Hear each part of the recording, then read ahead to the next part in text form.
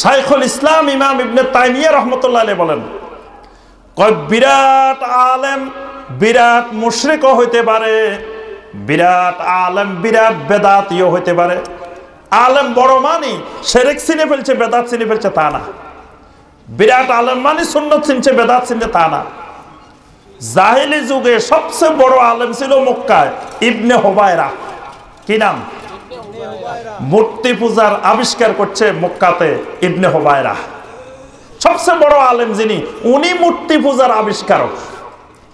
তাহলে বোঝা যায় আলেম বড় হইলে যে শিরক করবে না তা না, আলেম বড় হইলে যে বেদাত করবে না তা না। বড় আলেম বড় বেদাতি, বড় আলেম বড় মুশরিক হইতে পারে, কারণ শিরকটা এত সূক্ষ্ম বিষয়, বেদাত এত সূক্ষ্ম বিষয়। বিশাল এক কালো পাথরের পাহাড়, কালো পাথরের পাহাড়ের ভিতরে অমাবস্যার রাত্রিতে, অন্ধকার রাত্রিতে একটা কুচকুচে কালো সাপ, এটার নাম শিরক। রাতটা অন্ধকার, পাহাড়টা কুচকুচে কালো, সাপটাও কালো রঙের। এই সাপের খুঁজে বের করা, এই সাপের দেখা, এটা খুব জটিল বিষয়।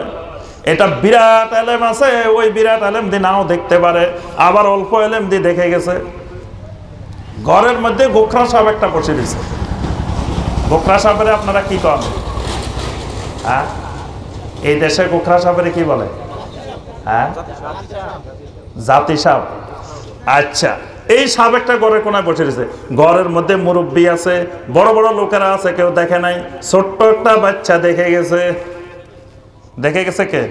ছোট একটা বাচ্চা। তাহলে বোঝা যায় ওই গোখরা সাপ বড় বড় মুরব্বীরা নাও দেখতে পারে, বড় বড় আলেম, বড় বড় বুজুর্গ, বড় বড় জ্ঞানী নাও দেখতে পারে, কিন্তু অল্প আলেম কিন্তু দেখে গেছে।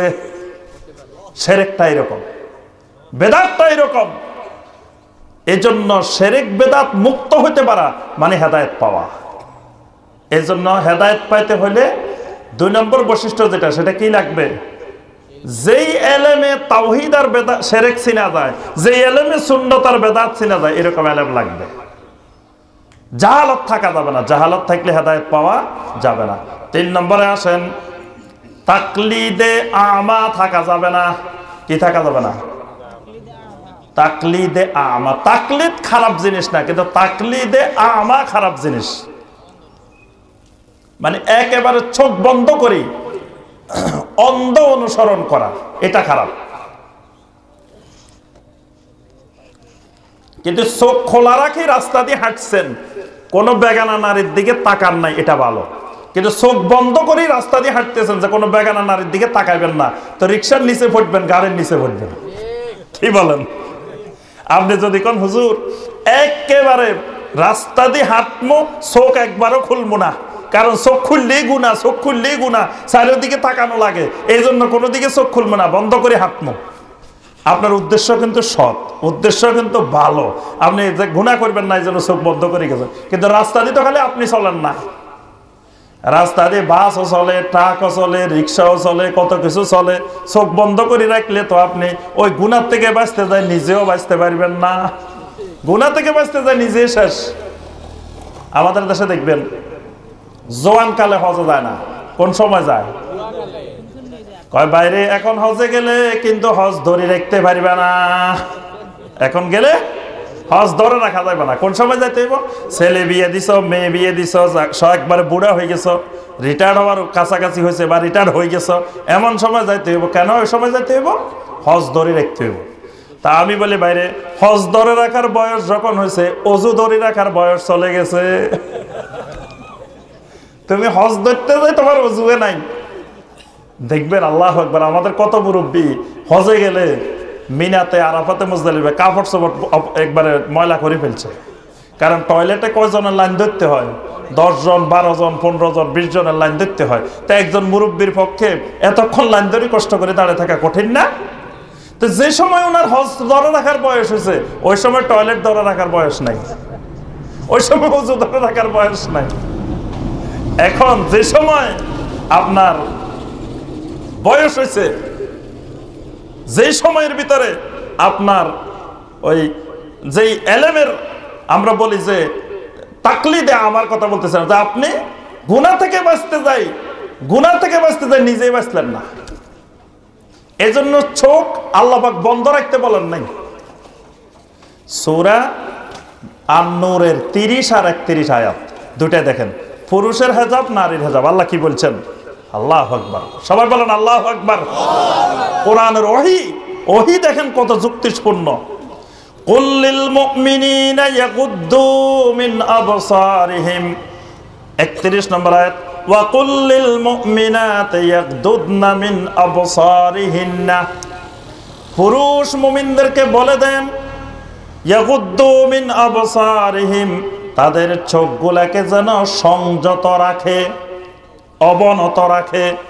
ওয়া কুল লিল মুমিনাতি ইয়াগদুদনা মিন আবসারিহিন্না, মুমিন নারীদেরকে বলে দেন যেন তাদের চোখগুলোকে সংযত রাখে।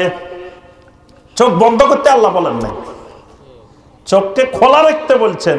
চোখ কান খোলা থাকবে, এটার নাম লবণ জ্ঞান। লবণ জ্ঞান বুঝেন? লবণ জ্ঞান বুঝে না। কোরআনের ভাষায় হেকমা, বাংলায় হলো লবণ জ্ঞান।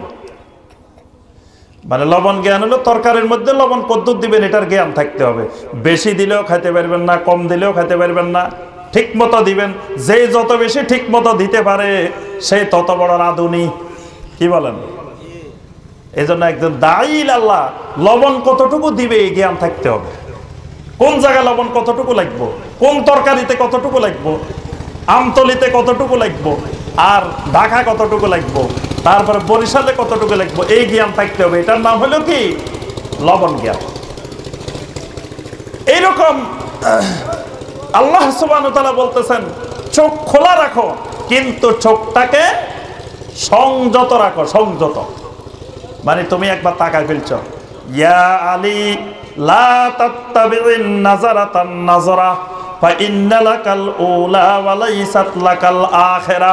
ও আলী, রাস্তা দিয়ে যখন হাঁটবা প্রথমবার দৃষ্টি পড়ে গেলে খবরদার দ্বিতীয়বার আর দৃষ্টি দিবা না, কারণ প্রথম দৃষ্টি তোমার, দ্বিতীয় দৃষ্টি শয়তানের। তাহলে রাস্তা দিয়ে যখন হাঁটবেন চোখ খোলা রাখবেন, একবার তো পড়বে। কি বলেন? নবী সাল্লাল্লাহু আলাইহি ওয়াসাল্লাম মানা করেন নাই যে একবার পড়া যাবে না, চোখ বন্ধ করে হাঁটো। এই কথা আল্লাহ রাসূল সাল্লাল্লাহু আলাইহি ওয়াসাল্লাম ওমরের যুগে এক যুবক রাস্তা দিয়ে হাঁটতেছে, একেবারে পড়ে যাইতেছে, মানে এমন ভাবে হাঁটতেছে। ওমর রাদিয়াল্লাহু তাআলা দেখে, কিরে এত বড় যুবক, এই তো হাঁটবো একবারে বুকেরে ফুলাই, এই দেখে মরার মতো হাঁটে। ওমর তারে ধরছে রাস্তা দিয়ে, দেখে এই যুবক তোমার কি হয়েছে? কয় আমি আল্লাহর ভয়ে এমনি হাঁটতেছি। কোরআনের আয়াত বলছে ওয়া ইবাদুর রহমান আল্লাযীনা ইয়ামশুনা আলাল আরদি হাওনা। ইবাদুর রহমান তারা যারা জমিনের উপরে চলতে বিনয়ী ভাবে চলে, এজন্য হে বিনয়ী ভাবে চলতেছে। ওমর রাদিয়াল্লাহু তাআলা আনহু বলেন, ও যুবক, এটার নাম বিনয়ী চলা না, মরার মতো চলা, এটা বিনয়ী না।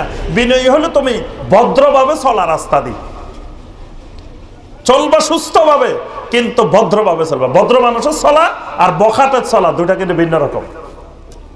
দেখলে বোঝা যায় এটা ভদ্র ছেলে না বখাটের ছেলে।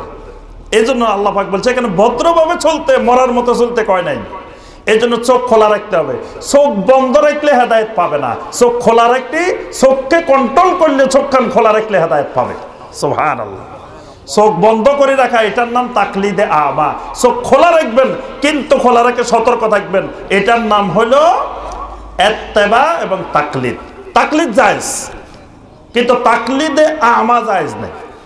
তাকলিদ মানে অনুকরণ করা, তাকলিদে আমা মানে অন্ধ অনুকরণ করা। অন্ধ অনুকরণ ইসলামে হারাম, কিন্তু অনুকরণে অসুবিধা নেই, কারণ আপনাকে তো অনুকরণ করতে হবে কাউকে না কাউকে। যে লোকটা কিচ্ছু জানে না, কোরআন হাদিসের কিচ্ছু বুঝে না, একটা শব্দও জানে না, বিসমিল্লাহ কইতে অন্য কিছু বলে বসে থাকে, আউযুবিল্লাহ জানে না, বিসমিল্লাহ জানে না, এই লোকে কেমনে আমল করব? কি বলেন? এই লোকে তো কারোর না কারোর অনুসরণ করতে হবে, তাকলিদ করা লাগবে তার। এই লোকে তার আশেপাশে যে সমস্ত ওলামায়ে কেরাম আছে, এই ওলামায়ে কেরামদের মধ্য থেকে যার উপর এসে বিশ্বস্ত, যারে মনে করে যে উনি কোরআন সুন্নাহর ভালো আলেম, উনি কোরআন সুন্নাহ ভালো জানেন, ওনারে ফলো করবে, এর বাইরে তার আর উপায় নেই। কিন্তু যাকে আল্লাহ রাব্বুল আলামিন কিছু জ্ঞান দিয়েছেন বোঝার মতো, সে তার চোখ কান খোলা রেখে ওইভাবে অনুকরণ করা যাবে না। সে বিভিন্ন জায়গা থেকে এলেম নেবে, বিভিন্ন ওলামাদের হালাকায় বসবে, মাজলিসে বসবে, বিভিন্ন মাধ্যম থেকে নেবে, নিয়ে তার জ্ঞানে যেটা হক মনে করবে ওই হকটা অনুসরণ করবে। এই জন্য আমরা বলি, ওলামায়ে মদিনা বলেন যে এক মাযহাব যদি ফলো করেন, ওহির অনেক কিছু আপনার আমল থেকে বাদ পড়ে যাবে, অনেক সহি হাদিসের আমল বাদ পড়ে যাবে। এই জন্য 4 মাযহাবকে আপনি একসাথে ফলো করেন, তাহলে সমস্ত ওহি 4 মাযহাবের মধ্যে চলে আসছে। সুবহানাল্লাহ। এই জন্য কোনো ভাই যদি বলে যে লা মাযহাবি, এরা মাযহাব মানে না, এটাও সত্য নহে। মাযহাব আমরা অবশ্যই মানি, আমরা মাযহাব বিরোধী না। মাযহাবের সাথে আমাদের কোনো বিরোধ নাই, মাযহাবের সাথে বিন্দু মাত্র কোনো বিরোধ নাই। আমাদের বিরোধ শিরকের বিরুদ্ধে, বেদাতের বিরুদ্ধে, মাযহাবের বিরুদ্ধে না। আমাদের পক্ষে আমরা তাওহীদের এবং সুন্নতের। সুতরাং কোন আলেম ওলামার আমরা বিরোধী না, কোন দলের বিরোধী না, রাজনৈতিক অরাজনৈতিক কোন দলের বিরোধী না, কোন আলেম ওলামার বিরোধী না, কোন পীর সাহেবের বিরোধী না। ওনাদের সাথে আমাদের কোনো বিরোধ নাই। আমাদের বিরোধ দুটা জিনিসের সাথে, শিরকের সাথে, বেদাতের সাথে। এজন্য আমাদেরকে উপাধি দিবেন লা শিরকি লা বেদাতি। এরা শিরক করে না, এরা বেদাত করে না, এরা লা শিরকি লা বেদাতি। আল্লাহর ওয়াস্তে কোন ভাই, আমি সকল ভাইদেরকে অনুরোধ করব অত্যন্ত বিনয়ের সাথে, আমাদেরকে আর কখনো কোন ভাই লা মাযহাবি বলবেন না। এটা বললে আমাদের বিরুদ্ধে অপবাদ, এবং আমাদেরকে যদি আপনি কুধারণা পোষণ করে গালি দিয়ে শব্দটা বলেন, তো কিয়ামতের ময়দানে আপনাকে জবাবদিহি করতেই হবে। কারণ আমরা কখনো মাযহাবের বিরুদ্ধে আমরা কোথাও কোনো আলোচনা করি না, কোনো কথা বলি না। আমরা মাযহাবের পক্ষে।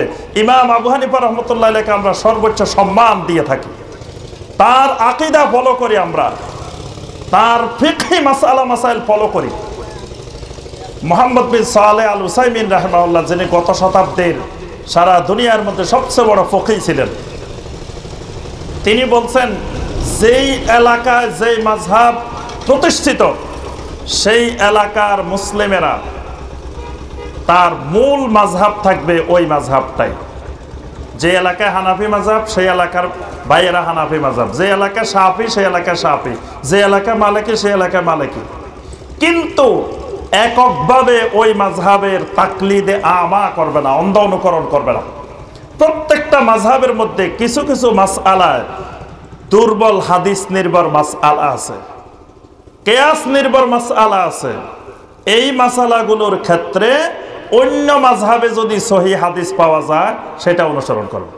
বাকি যেগুলো ওই মাযহাবের সহি হাদিস, সহি আমল, সেগুলো ওই মাযহাব অনুযায়ী করবে, কোনো অসুবিধা নেই। এইভাবে সারা দুনিয়ার মুসলিম মাযহাবকে ফলো করবে। অর্থাৎ একটা মাযহাবকে অন্ধভাবে অনুকরণ করবে না, 4টা মাযহাবকে অনুকরণ করবে। যেই মাযহাবের আমলটা বিশুদ্ধ দলিল দ্বারা প্রতিষ্ঠিত, ওইটা আমল করবে। এটা যার মাযহাব হোক, ব্যক্তি মূল বিষয় না, আমাদের কাছে দলিল মূল বিষয়। এটা হলো আপনার এই ওলামায়ে মদিনার মানহাজ, ওলামায়ে মদিনার মাযহাব। তাহলে আমরা 4 মাযহাবের বিরোধী না। তাহলে বাংলাদেশে কিন্তু সমস্ত ওলামায়ে কেরাম 4 মাযহাবের পক্ষে, কোন আলেম 4 মাযহাবের বিরোধী না। আমরাও 4 মাযহাবের বিরোধী না। তা আমাদেরকে কেন আপনি লা মাযহাবি বলবেন? তা আমরা লা মাযহাবি, তো আপনিও লা মাযহাবি, কি বলেন? এই জন্য আমাদের আন্দোলন, আমাদের দাওয়াত শিরকের বিরুদ্ধে, বেদাতের বিরুদ্ধে। কিন্তু আবার কোনো ভাই যদি বেদাত করেন, আমরা ওই ভাইয়ের বিরোধী না। কারণ ওই ভাই বোনেরা যদি জানতো, বুঝতো এটা বেদাত, তারা বেদাত করতো না। বাংলাদেশে একজন মুসলমান খুঁজে পাবেন না যে বলবে যে আমি শিরকের পক্ষে, বেদাতের পক্ষে। অনেক ভাই বোন শিরককে শিরক না বুঝে মনে করতেছেন যে এটা ইবাদত, ইবাদত করে, শিরক দিয়ে ইবাদত করে, তারা এটাকে শিরক মনে করে না। বেদাত করে, সুন্নত মনে করে, এটাকে বেদাত মনে করে না। কেউ যদি বুঝতো এটা শিরক, এটা বেদাত, তাকে আপনি কয় কোটি টাকা দিয়েও শিরক বেদাত করাতে পারতেন না। কারণ প্রত্যেকটা মুসলমান ভাই বোন এই দেশের সবাই চায় আমার আখিরাত সুন্দর হোক, কেউ চায় না আমার আখিরাত বরবাদ হোক। কিন্তু সে বুঝতে পারে না যে এটা শিরক, এটা বেদাত। এজন্য আমরা কোনো ব্যক্তির অন্ধ অনুকরণ করব না। হেদায়েত পাইতে হলে চোখ কান খোলা রেখে ইত্তেবা করতে হবে, সালাফদের অনুসরণ করতে হবে, অনুকরণ করতে হবে। এজন্য যদি বলেন যে ডক্টর ইমাম হোসেন যা কয় সব মানবো, আর কারো কথা মানবো না, আপনি 1 নম্বর গোমরাহ। আপনি হেদায়েতের উপরে নাই, হেদায়েত পাইবেনও না কোনোদিন। এই জন্য আপনি সব ওলামায়ে কেরামদের কথা শুনবেন, সবার থেকে এলেম নিবেন। সাহাবায়ে কেরাম একজনের সাথে রশি বাঁধেন নাই। সাহাবায়ে কেরাম এলেম নিতেন সব বড় বড় সাহাবীদের থেকে। তাবেঈন ইকরাম সব বড় বড় সাহাবী থেকে এলেম নিতেন। তাবেঈনেরা বড় বড় সাহাবী থেকে এলেম নিতেন। এজন্য আমরা এলেম নিব অনেকের থেকে, এবং সেটা যারটা কোরআন সুন্নাহর সাথে মিলবে তারটা অনুসরণ করব। ব্যক্তি মূল বিষয় না, আমাদের মূল বিষয় কি? ওহী।